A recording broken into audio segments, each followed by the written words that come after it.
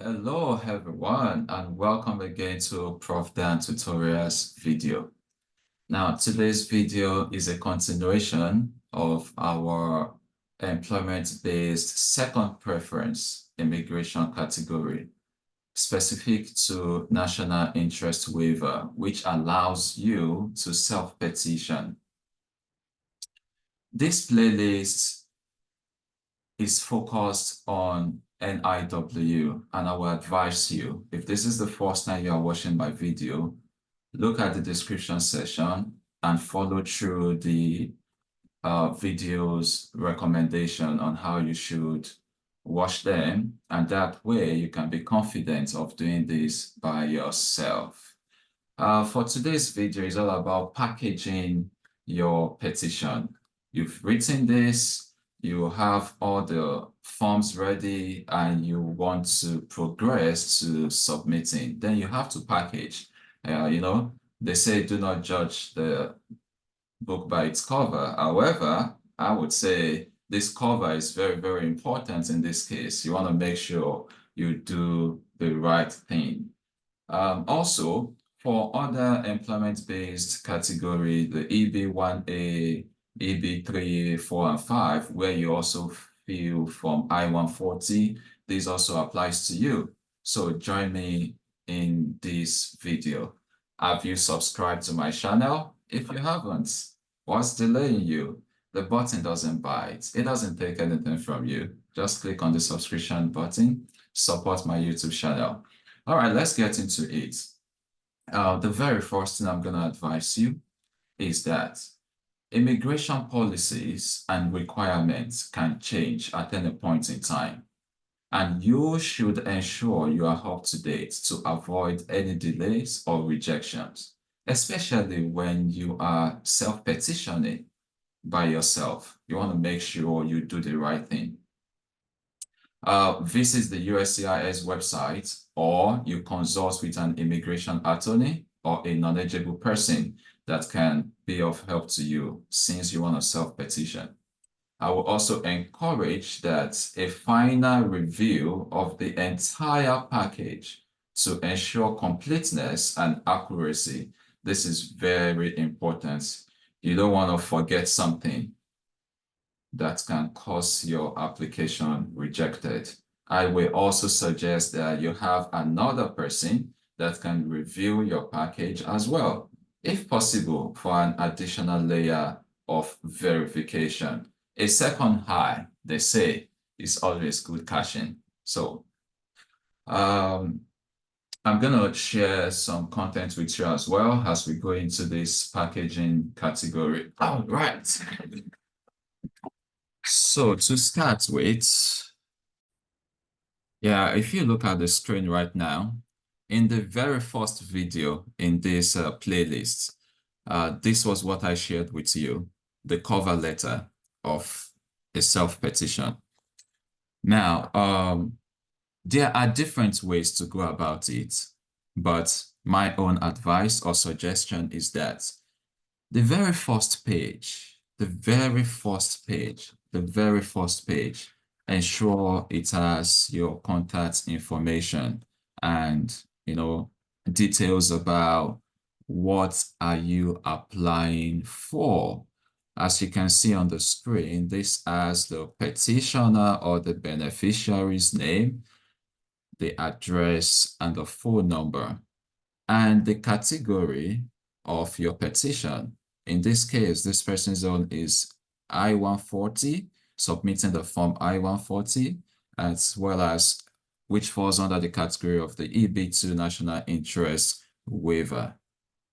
And look at it this way. Some of you do theses or dissertation or projects, and of course, you know the importance of table of contents.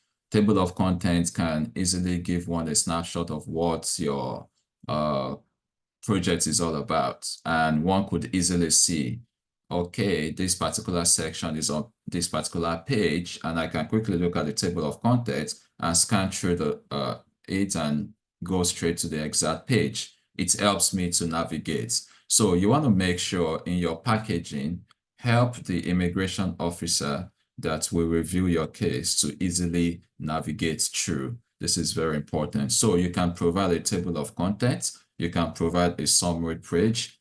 Some people will even present like an intro. You know, like every project, for example, you have an abstract. An abstract entails everything from the start to the beginning, just very few words, 250 words, for example. So you could decide to have that kind of abstract-like format describing who you are, what your package entails from the beginning to the end, something like that. You can also have like this summary page, which comprises of everything you have put together.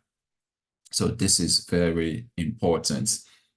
Now, the next thing I would say is at this stage of your packaging, you've already made your payments or fill the credit card form. In the last video, the 11th video on the playlist in the description, I described the payment methods, different options, 4 different types, and I talked more on credit card or money order. The other categories like check. Now, if you are using credit card, I also gave you some advantages or disadvantages of that. But say you are using it, don't forget that you have to fill a particular form, which is the form G1450. So that form is very important.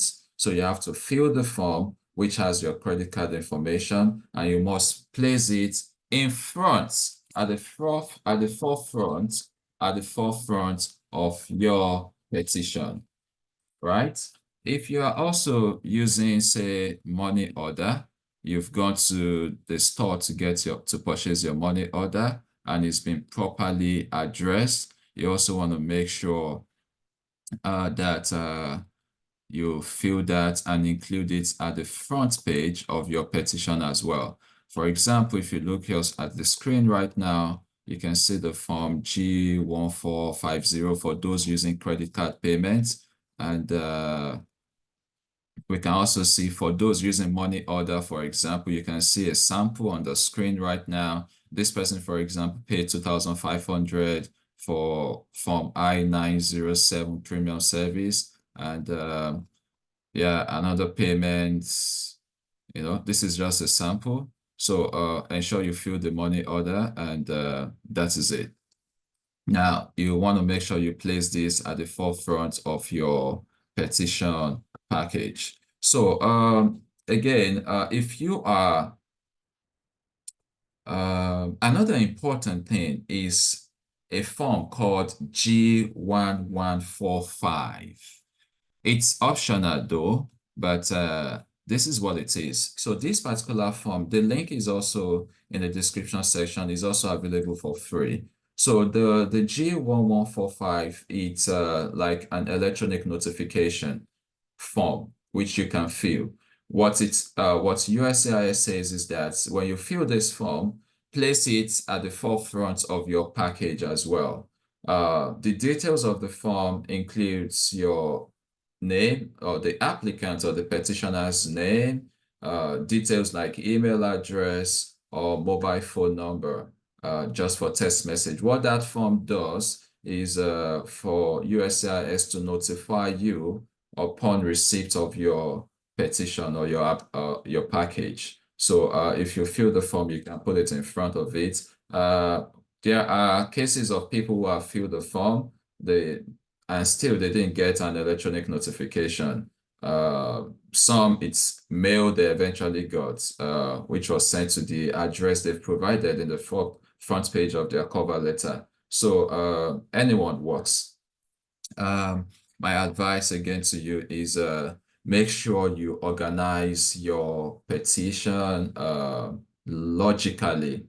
It all depends on you. So you could start with the front page, like your personal information documents, like I shared with you here. You can see on the screen. This person's petition provides a summary, like a table of contents. And let's take a look at it. So this petition letter comprises of the forms and fees.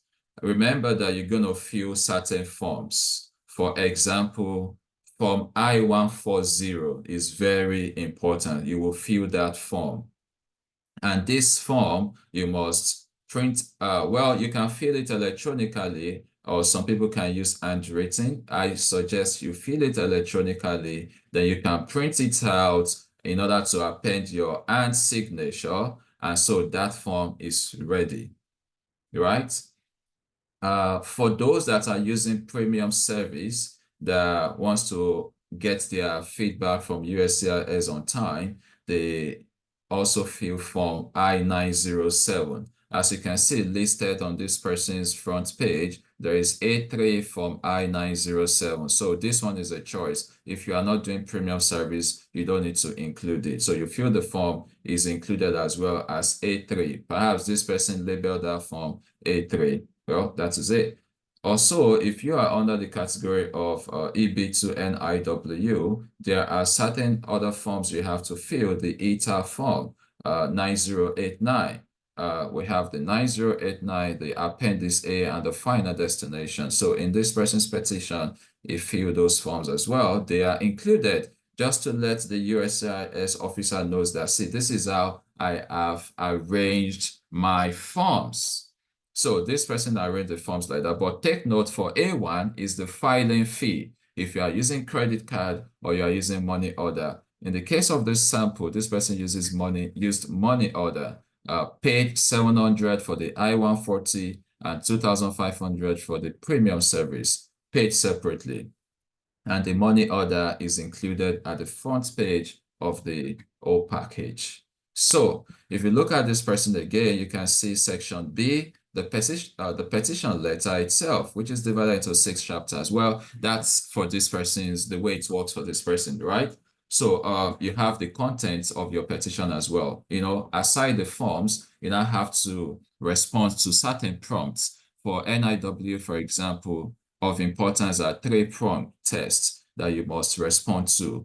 You also want to show that you have an advanced degree. So that's the contents of your petition. So you want to have that arranged as well. Some people go ahead to provide table of contents for it, as you can see on the screen, while some don't necessarily provide a table of contents. So it all depends on you. And again, provide your exhibit as well. Label your exhibit, which is part of it. So your cover letter or your front page should assist the immigration officer to to be able to navigate through successfully your petition, which is quite important. So again, in summary, in the front page, try to include the petitioner's name, your name, the type of petition, and any other relevant identifying information on the front cover of the first page. And if you have the electronic notification form, ensure you put it in the front as well. If you are using money order, put it in the front. If you are using credit card, fill the form also and put it there. And if you are submitting multiple petitions at the same time, you want to make sure you label each package separately to avoid confusion.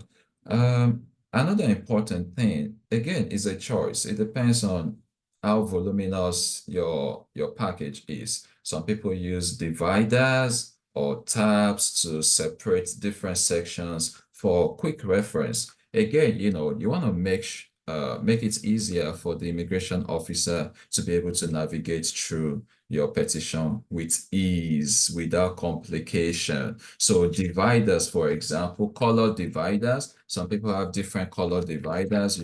So let's say this is the whole of your petition, and it has the forms, the payments, the forms, different forms, I-140. Some people can decide to, after the form I-140, you put a divider, after another form, you put a divider.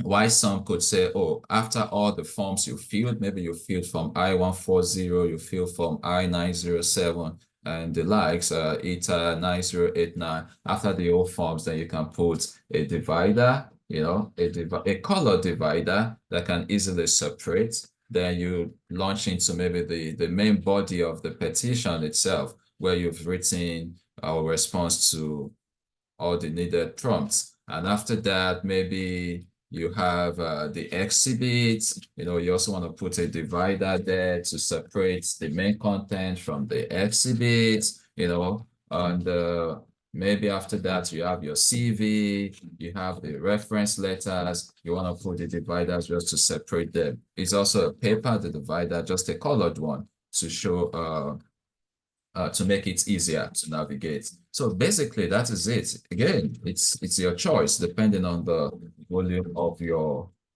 documentation. Some have used this type also. Again, there are different types in this type. What it does is that some could put the payments, the forms, and the front packet here. And at the back of the packet, you also have where you could, put some of these forms to something like that, separating each section of your petition as well. You could have this. So this also works. It separates some parts front from some parts back, and it continues like that. You can pick the next one and put it at the back again. So it all depends on what you want. And in some cases, what some have done is to use binders. So if you use the inside divider, then you can use a clip like this. There's a clip. So you can use the clip to like clip the old stuff together, just like that. Close, just like that. So you want to make sure everything is binded together this way, and it's easy to, to navigate through. Something like that. And I think basically that is it. So you can utilize dividers or tabs to separate different sections for quick reference. And another important thing is that please take notes. Do not use staples. Don't staple your documents together. Don't staple your documents together, please. That's very important. The reason is this, simple. The USCIS will always prefer documents that are easy to separate and scan because for your information, they scan your petition. As of now, they scan your petition. So if that's the case, if you have stapled them, then you're given extra work for them to, start removing or things like that. So, but with the binder, it's easy to just remove, when it gets to them, it's easy to remove the binder, and they can go ahead and scan each page that you have presented. Also, just make sure for some of you that print your exhibits, make sure it's very clear. Use a good printing machine. And it's also advisable just, print on one page instead of front and back. It depends though. If you have a clear printing machine and the exhibits are very clear, some are put both in the front page and at the back page. Some is only on one page. So it all depends on you. And that is it.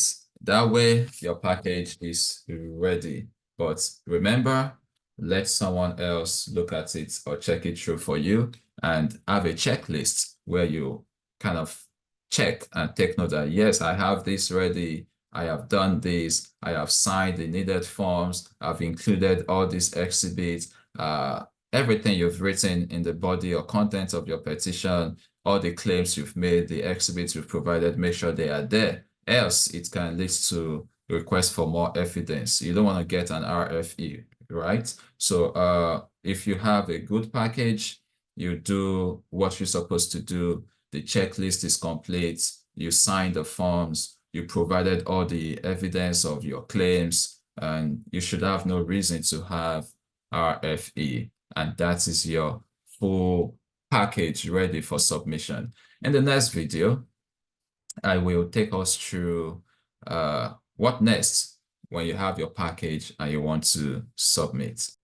So thank you very much for watching through this video. I wish you all the best as you submit your package. It is our hope that your petition is approved. See you in my next video. If you have not pressed on the subscription button, subscribe to Prof Dan Tutorials. Thank you and bye-bye. All the best.